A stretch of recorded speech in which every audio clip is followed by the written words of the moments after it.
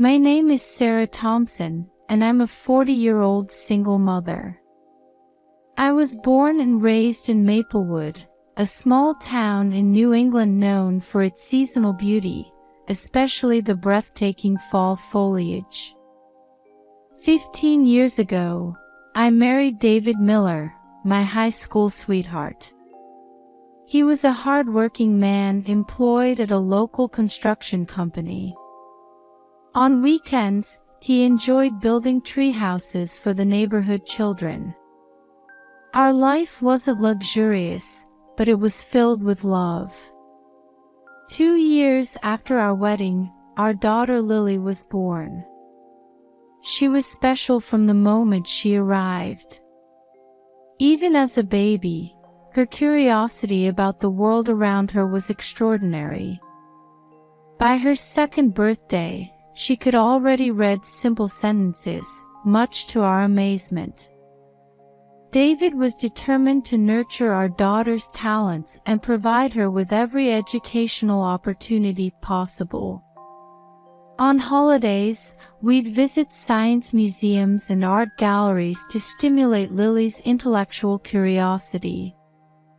When she turned 5, a professor from the local university remarked that she might be a once-in-a-century genius. However, our happiness was short-lived.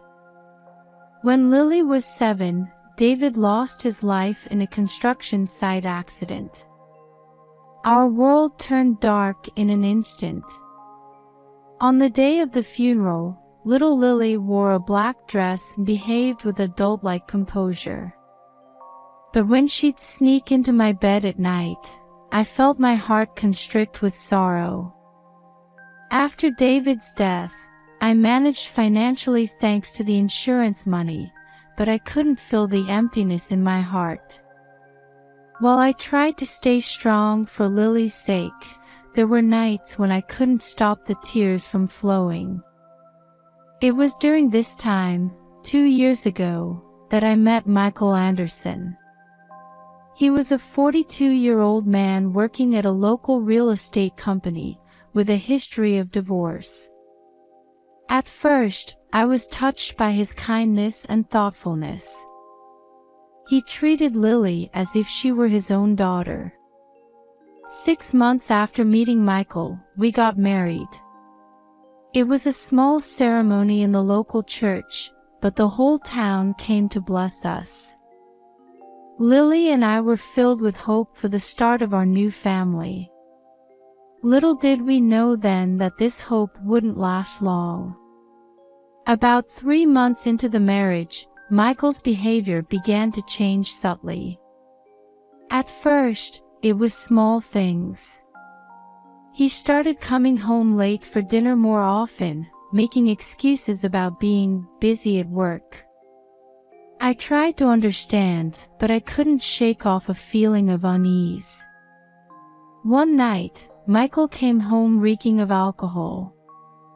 He said he'd been entertaining clients, but his eyes were unfocused. When I expressed my concern, he suddenly became angry and shouted, "Shut up." Lily rushed out of her room at the sound of his voice and stood between us. "Don't yell at Mom," she cried. Michael flinched for a moment but quickly recovered, saying, "You insolent child," and raised his hand as if to strike her. I instinctively hugged Lily and stopped Michael's hand. From that night on, the atmosphere in our home changed completely. Michael's verbal abuse and rough behavior became a daily occurrence, and Lily and I lived in constant tension. Just hearing his footsteps coming home would make my body tremble. One day, Lily approached me with a worried look. "Mom, I'm scared of Michael. He seems to be looking into Dad's insurance money a lot," she told me. I was surprised but tried to reassure her, saying, "It's okay, he's probably just thinking about our household finances." But inside, my anxiety was growing. That night, after Michael had gone to bed, I checked his computer. What I found there was shocking. Michael had thoroughly investigated my financial situation and even searched for ways to get hold of the insurance money. I froze in fear.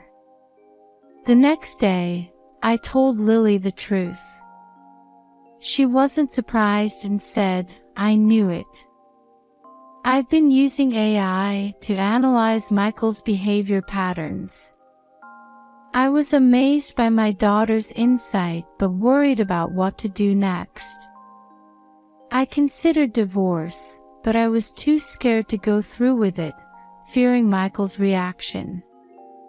Given his violent tendencies, I couldn't rule out the worst-case scenario. But staying together was no longer an option either. Every day felt like hell. Lily understood my dilemma. Her words, "Mom, it's going to be okay. We'll get through this together," saved me many times. However, I still couldn't bring myself to take concrete action. Meanwhile, Michael's behavior continued to worsen. He'd suddenly throw things at me while I was doing housework or make unreasonable demands. I found myself constantly trying to gauge his mood, feeling like I was losing my former self. Lily quietly continued gathering data. Even when she suggested, "Mom, we have enough evidence now. Let's go to the police," I hesitated. I was afraid that if the evidence wasn't sufficient, it would only anger Michael more. As these days dragged on, an event occurred that would dramatically change our fate. Ironically, it was Michael falling into a trap of his own making. As Michael's violent behavior escalated day by day, Lily silently continued collecting data. She had been using her self-made AI program to analyze Michael's behavior patterns in detail. One evening, Lily rushed to me with urgency. "Mom, this is serious." Lily's voice was filled with alarm. "Michael is planning something." When I analyzed his computer history, I found a sharp increase in searches related to poisons. I gasped. "Surely not." Lily continued, "He seems to be gathering information about poisons that are hard to detect when mixed with food." "Mom, I think he's planning to." As I hugged Lily, who couldn't finish her sentence, I felt my mind go blank. All the anxiety and fear I'd been feeling suddenly became very real. That night, Michael came home in an unusually good mood.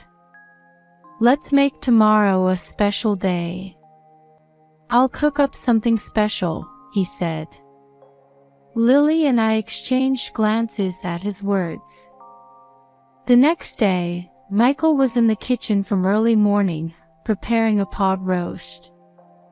It was an eerie sight to see him carefully cutting vegetables and roasting meat, something he never usually did. While watching him, I casually asked, "Is there anything I can help with?" "No, I've got this." "Leave it to me today," Michael answered with a smile, but his eyes weren't smiling. In her room, Lily was monitoring Michael's movements using a small camera. Her tablet displayed what was happening in the kitchen. "Mom, look," Lily whispered. Michael just took something out of a small bag and sprinkled it on the pot roast. We held our breath as we watched the screen. Sure enough, it showed Michael adding something to the dish with unnatural movements. As dinner time approached, a tense atmosphere filled the house. On the table sat the pot roast, emitting a delicious aroma. But now, that aroma was a symbol of fear. "Well, let's eat," Michael said with a broad smile. "I especially want you to try it, Sarah." With trembling hands, I picked up my fork and brought it close to the meat. At that moment, Lily suddenly stood up. "Wait, Mom. I'll taste it first." Michael flinched at Lily's unexpected action. "You." But Lily ignored him, took a portion of the pot roast onto her plate, and took a bite. Then, smiling sweetly, she said, "It's delicious, Michael." I could see Michael's face turn pale. He hurriedly started eating too, but his hands were visibly shaking. A few minutes later, Michael suddenly let out a pained voice. "Ugh, it hurts." He fell from his chair and collapsed on the floor. He started foaming at the mouth and coughing up blood. I jumped up in panic, shouting, "We need to call an ambulance." But Lily calmly said, "There's no need. He's getting what he deserves." Karma. I was shocked by Lily's words. "But," Lily continued, "it's okay, Mom. I calculated that Michael would collapse. But he won't die. The poison he used isn't a lethal dose. He'll just suffer for a while." I trembled with fear, amazed at Lily's calm analysis. "What do you mean?" Lily looked at me with a serious gaze and began to reveal the whole truth. Michael remained on the floor, his face contorted in pain. The foam and blood he had coughed up were gradually staining the white carpet in the living room.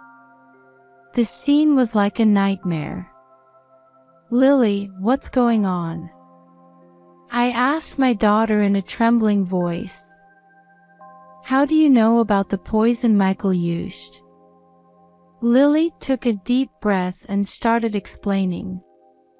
"Mom, I've been monitoring Michael's actions all along. When I found out he was trying to obtain poison, I immediately took countermeasures." "Countermeasures?" I repeated in confusion. "Yes. I replaced the poison Michael purchased with a harmless substance. What's making him suffer now isn't real poison, but a drug that temporarily upsets his system." I was speechless. To think that my 12-year-old daughter had taken such bold action. A mixture of fear and amazement swirled inside me. "But how did you?" Lily continued, "I used AI to analyze all the data from Michael's computer and smartphone. His behavior patterns, purchase history, search history, everything. Then I identified where he was hiding the poison and replaced it." I held my head in my hands. "But if we did something like that, wouldn't we be criminally liable too?" "Don't worry. We have all the evidence," Lily said confidently. She took out her tablet and showed me the screen. It displayed a vast amount of data proving Michael's criminal plans. "This is data extracted from Michael's computer. There are records of him purchasing poison, investigations into your insurance money, and even..." Lily hesitated for a moment. "Evidence of his past crimes." "Past crimes?" I gasped. Lily nodded quietly. "Michael has a criminal record.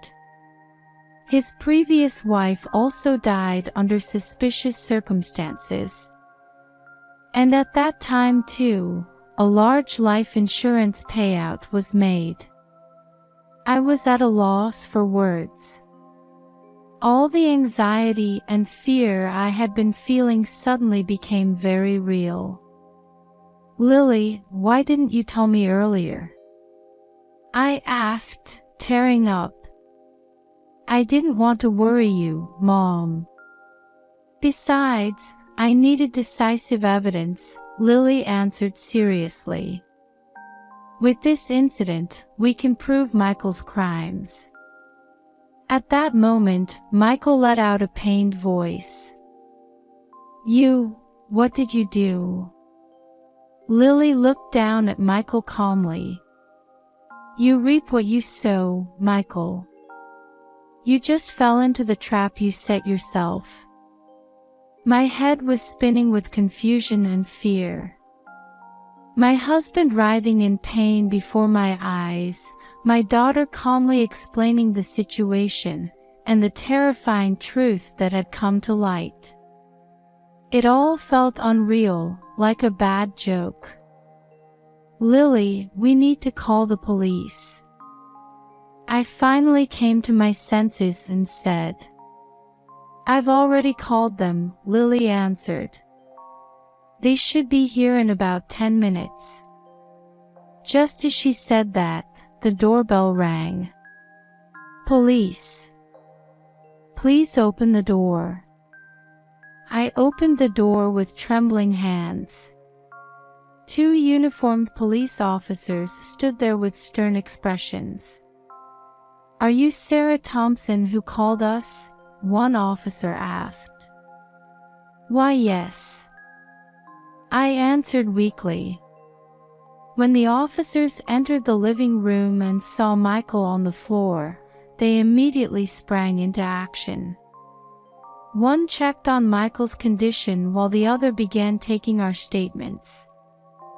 Lily stepped forward and began explaining calmly. "This man tried to murder my mother. All the evidence is right here." She handed her tablet to the officer. As the officer looked at the screen, his expression grew increasingly serious. "This is quite substantial evidence," the officer exclaimed in surprise. "Ms. Thompson, young lady, would you mind coming down to the station to give us a more detailed account?" I nodded silently. It was decided that Michael would be taken to the hospital by ambulance, while we would head to the police station. Before getting into the police car, Lily took my hand. "It's okay, Mom. We won't let anyone hurt us anymore." At those words, I felt tears welling up. Feelings of fear, relief, and gratitude towards my daughter all came rushing in at once. As the police car started moving, I looked up at the night sky through the window. I don't know what lies ahead in our lives, but as long as Lily is with me, I believe we can overcome anything. The interrogation at the police station turned into a long night. The evidence Lily had gathered was more detailed and decisive than I had imagined. Not only Michael's criminal plans, but also his past crimes were coming to light. The next morning, we received a call from the police. They said that Michael's DNA matched the DNA left at the scene of his previous wife's suspicious death. This conclusively established Michael's criminal history. "Mrs. Thompson," the detective in charge addressed me. "Thanks to your daughter's quick thinking and courage, we were able to arrest a serial killer. Thank you very much." I nodded with mixed feelings. While Michael's arrest meant our safety, it also confronted us with the reality that we had to start our lives over again. When we returned home, concerned neighbors had gathered. News of the incident had spread throughout our small town. "Sarah, are you all right?" Mrs. Johnson, who lives next door, called out, "If you need anything at all, just let us know." Those words brought tears to my eyes. I realized that although I had felt lonely, we had actually been supported by many people all along. A few days later, an emergency meeting was held at the town hall. There, our situation was explained, and it was decided that the entire community would support us. "Let's all come together for Sarah and Lily," the mayor appealed. "They are our precious neighbors." Those words were met with a big round of applause from the audience. I was too moved for words and tightly squeezed Lily's hand. Mental health care also began. The town's psychological counselor visited our house once a week to help us overcome our trauma. "Sarah, Lily, Dr. Martinez," the counselor, gently addressed us. "What you've experienced is very difficult. But I believe you can overcome it together." Lily nodded silently and held my hand. That warmth gave me courage. As time passed, our emotional wounds began to heal little by little. As Michael's trial began and his crimes were revealed one after another, we were able to accept the past and start moving forward. The community support continued, with neighbors taking turns cooking meals for us and supporting Lily's studies. Through this experience, I came to deeply appreciate the kindness of people and the importance of bonds. A year has passed since then. Our new life as mother and daughter is gradually taking shape. Lily won the local science contest and is further developing her talents. Her AI research has evolved into the development of a crime prevention system, attracting attention from many people. I've also started activities as a leader of a community support group. By supporting people who have had similar experiences, I feel that I'm healing myself as well.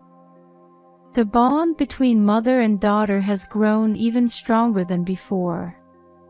It's become our habit to reflect on each other's day and talk about our hopes for tomorrow every night before bed. "Mom," Lily said to me one night with a serious expression, "why don't we write a book about our experience? I think it could help people who are suffering in similar situations." Her suggestion touched my heart. "That's a wonderful idea, Lily. We've overcome a painful experience and are starting to walk towards a new goal. We can't change the past, but we can create our future with our own hands." That certainty gives us courage and hope. There will surely be difficulties ahead. But we have each other.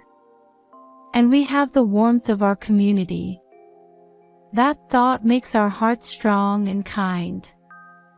5 years later, our book, A Record of Love and Courage, has become a bestseller, giving hope to many people. Lily is now studying AI ethics at university, and I have established an NPO to support victims. Our painful experience has made us stronger and turned into a force to help others. Life is full of unexpected turns, but with love and courage, any difficulty can be overcome. That's the most important lesson we, mother and daughter, have learned.